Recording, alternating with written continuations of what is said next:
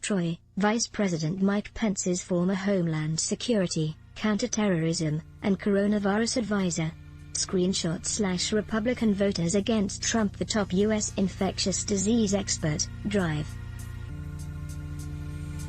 Anthony Fauci praised the former aide to Vice President Mike Pence, who is critical of the U.S. coronavirus response, saying she was a good person who was important to the White House Coronavirus Task Force. Olivia Troy served as Pence's Homeland Security Advisor and his lead coronavirus staff member on the Coronavirus Task Force until she stepped down in July.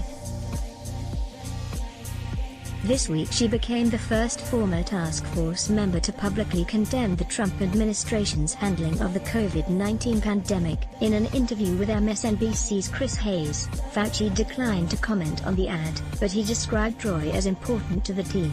Visit Business Insider's homepage for more stories. The top U.S. infectious disease expert, Drive. Anthony Fauci has said that he knew Olivia Troy, the former aide to Vice President Mike Pence, who is speaking out against the U.S.'s coronavirus response, and that she had been an important member of the White House Coronavirus Task Force. Troy spoke in a scathing ad released Thursday, condemning President Donald Trump and his administration for their response to the coronavirus pandemic. In an interview with MSNBC's Chris Hayes, Fauci declined to comment on the ad but described Troy as important to the team.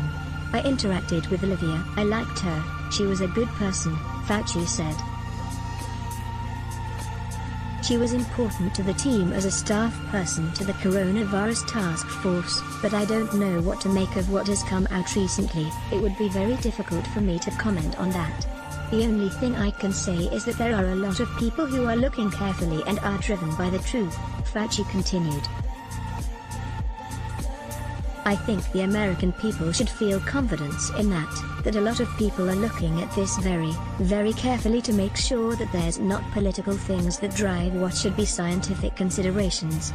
Fauci has largely avoided offering input on the politicization of the virus and has rarely rebuked the president, despite Trump's attacks on the infectious disease expert and his expert advice throughout the pandemic.